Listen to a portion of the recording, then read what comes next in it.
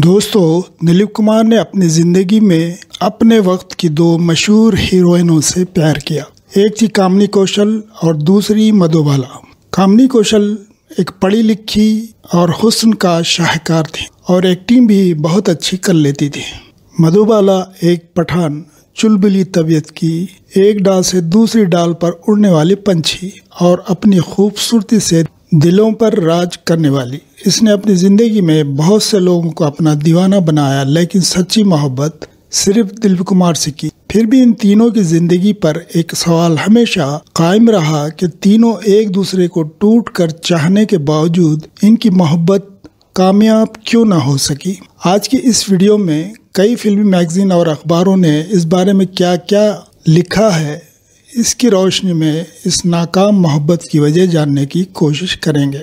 Video शुरू करने से पहले आप सब देखने वालों से गुजारिश है, अगर आपने हमारा चैनल सब्सक्राइब नहीं किया तो ज़रूर करें। दोस्तों, दिलीप कुमार के फिल्मों में आने से पहले ही कामिनी कौशल फिल्मों में आ चुकी थी और कामिनी कौशल एक पढ़ी लिखी होने की वजह से हमेशा अंग्रेजी में गुफ्तगू करती थी और बड़े रख रखाव से अपने आप को लिए दिए रहती थी। इनकी शहरज़दा पर्सनालिटी की वजह से फिल्म इंडस्ट्री में इनके साथ शादी के ख्वाब देखने वालों की कमी न थी, लेकिन इस बीच कामिनी कौशल की बहन गुजर गई और इनके दो बच्चों की देखभाल की जिम्मेदारी कामिनी कौशल पर आने की वजह से इनको अपने ख़ानदान के दबाव में आकर अपने बहनोई मिस्टर सूद के नाम से जो जाने जाते थे के साथ शादी करना पड़ी।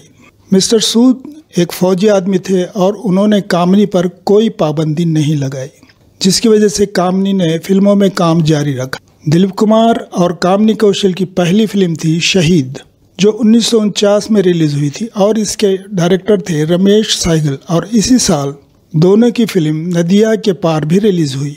दोनों फिल्में सुपरहिट रहीं और दोनों की जोड़ी को इंडस्ट्री ने एक परफेक्ट जोड़ा मान लिया। अपनी पहली फिल्म से ही कामिनी कौशल दिलीप कुमार पर फरिफ्ता हो गई और दिलीप कुमार की हमेशा पसंद रही कि वो तालीमी याफ्ता और नफीस औरतों को पसंद करते थे।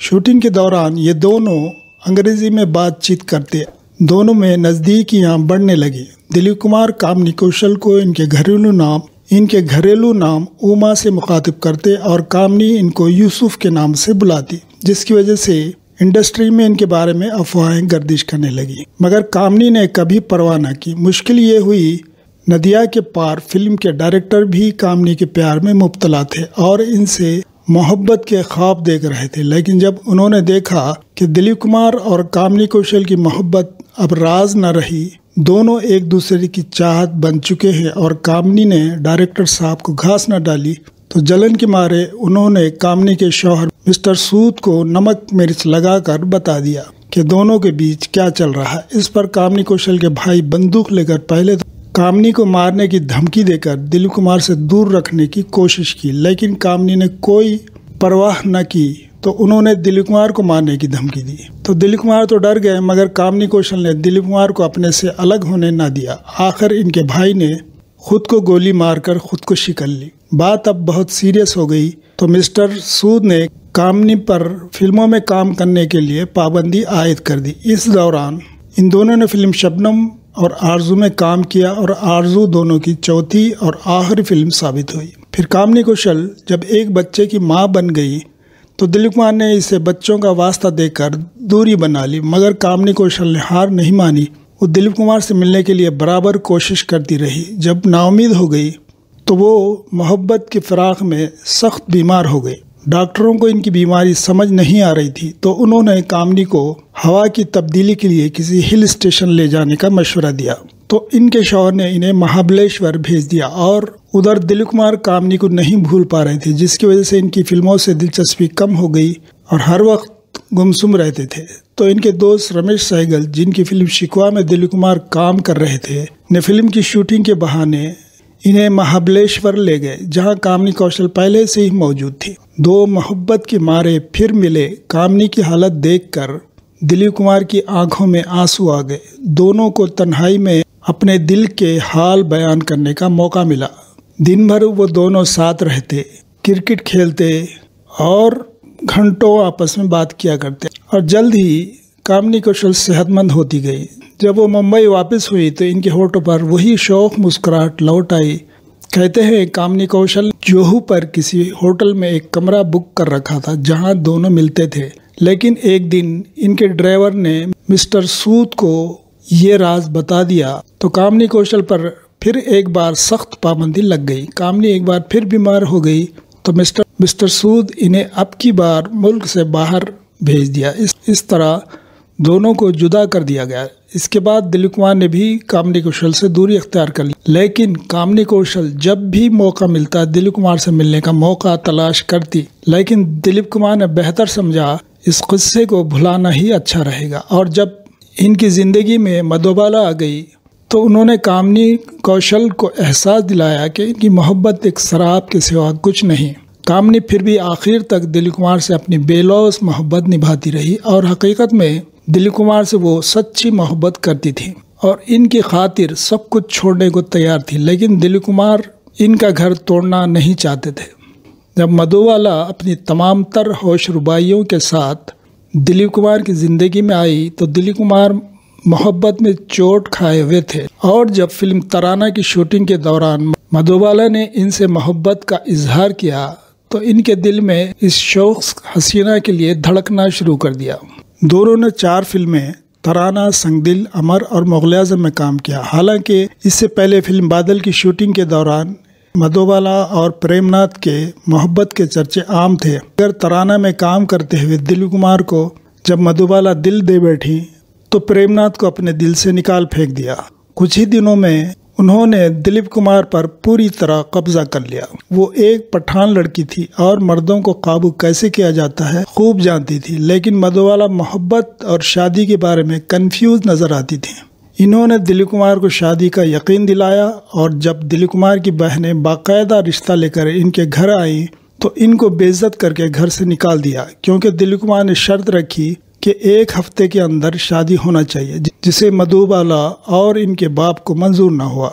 इस वाक़े से अंदाज़ा होता है कि दिलीप कुमार सचमुच मधुबाला से शादी करना चाहते थे।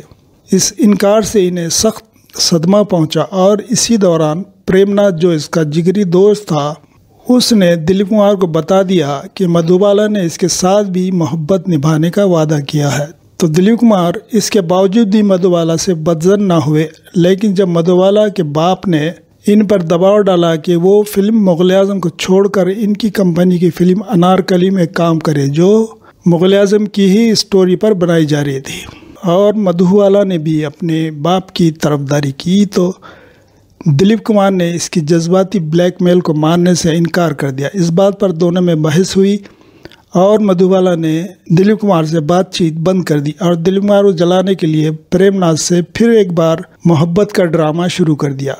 दिलीप कुमार ने इसकी परवाह न की तो फिर वो मिन्नत और तरले पर उतर आई और दिलीप कुमार से रो रो कर इल्तिजा की कि वो इसके बाप की बात मान ले, लेकिन दिलीप कुमार अपनी बात पर अड़ गए। उन्होंने मधुबाला से कहा कि वो अपने बाप के कहने में ना आए, लेकिन मधुबाला बाप की नाफरमानी करने पर आमादा ना हुई। अब दोनों एक बार फिर दूर होते गए। इस दौरान प्रेमनाथ ने मधुबाला की हरकतों को देखते हुए अपनी फिल्म औरत की एक नई हीरोइन बीना राय से चट मोहब्बत और पट शादी कर ली। तो अब दिलीप कुमार को जलाने के लिए इसने एक फोटोग्राफर डायरेक्टर फिल्म स्त्री से पैंगे बढ़ाने लगी और प्रोड्यूसर्स को अपनी फिल्मों में फिल्म स्त्री को डायरेक्टर लेने की जिद करने लगी। इनकार पर फिल्म छोड़ देने की धमकी देने लगी। नतीजा ये हुआ कि कई प्रोड्यूसर ने इन्हें अपनी फिल्मों से ही निकाल दिया। अब सिर्फ मुग़ल-ए-आज़म बची हुई थी, लेकिन इस फिल्म में हीरो तो दिलीप कुमार थे, लेकिन मधुबाला ने आसिफ से कह दिया कि वो मुग़ल-ए-आज़म में काम करेगी। इस तरह दिलीप कुमार के साथ बातचीत न होने के बावजूद मधुबाला ने मुग़ल-ए-आज़म को मुकम्मल किया और इसी दौरान अपनी लाउबाली तबीयत के चलते बगैर सोचे समझे सिर्फ दिलीप कुमार की जिद में किशोर कुमार से शादी कर ली। हो सकता है दिलीप कुमार को इस बात पर दुख तो हुआ होगा, लेकिन अपनी आदत के मुताबिक इसने इस बात पर ज़बान कभी नहीं खोली। इस तरह इस मोहब्बत का भी दी एंड ट्रेजिडी पर ही हुआ, लेकिन मधुबाला के दिल से दिलीप कुमार की मोहब्बत न निकल सकी।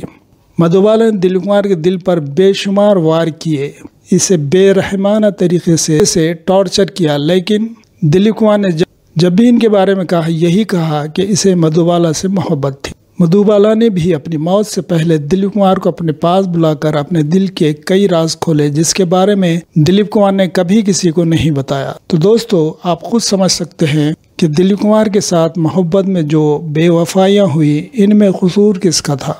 कामनी तो शादीशुदा थी और मधुबाला अपने बाप की कैदी। ऐसे लगता है ये सब तकदीर का खेल था, जिसकी वजह से चाहते हुए भी चाहने वाले मिल न सके।